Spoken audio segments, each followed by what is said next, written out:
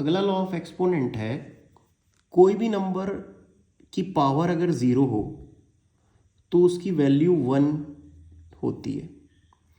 A to the power 0 है, उसकी value 1 होगी। 2 टू द पावर 0 है, उसकी वैल्यू 1 होगी। 100 की पावर 0 है, उसकी वैल्यू 1 होगी। 1000 की पावर 0 है, उसकी वैल्यू 1 होगी। तो किसी भी नंबर की पावर अगर 0 हो तो उसकी वैल्यू क्या होती है? 1 होती है। लेकिन ये होता क्यों है, ये कैसे काम करता है, तो उसको देखेंगे और समझेंगे।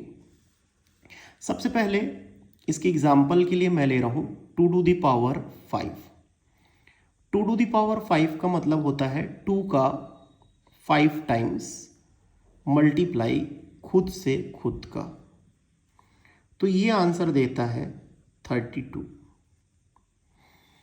फिर हम लेते हैं 2 टू द पावर 4।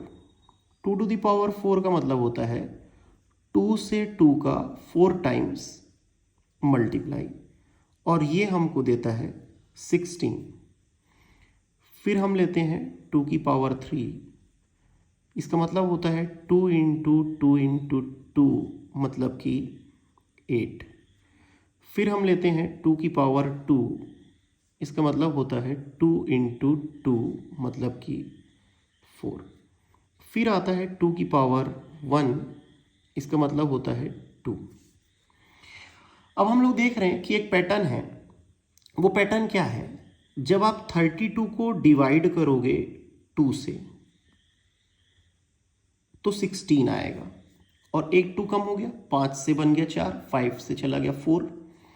अगेन 16 को अपन डिवाइड करेंगे 2 से तो 8 आएगा, और एक पावर कम हो गई। फिर हम 8 को डिवाइड करेंगे 2 से, 8 को डिवाइड करेंगे 2 से तो क्या आएगा हमारा? 4 आएगा, और यहाँ एक पावर कम हो गई। फिर हम 4 को डिवाइड कर रहे हैं किससे? 2 से, तो हमारा क्या आ गया? 2। अगेन जब हम लोग, और हम ये देख रहे हैं कि यहाँ पावर कम होती जा रही है, 5 4 3 2 1। अब किसकी बारी आएगी? 0 की। और 0 के लिए भी हमको क्या करना पड़ेगा? डिवाइड करना पड़ेगा 2 से इस 2 को। तो इस 2 को इस 2 से डिवाइड करोगे तो 2 डिवाइडेड बाई 2 आपका आंसर आएगा 1। इसलिए किसी भी नंबर की पावर 0 की वैल्यू 1 होती है।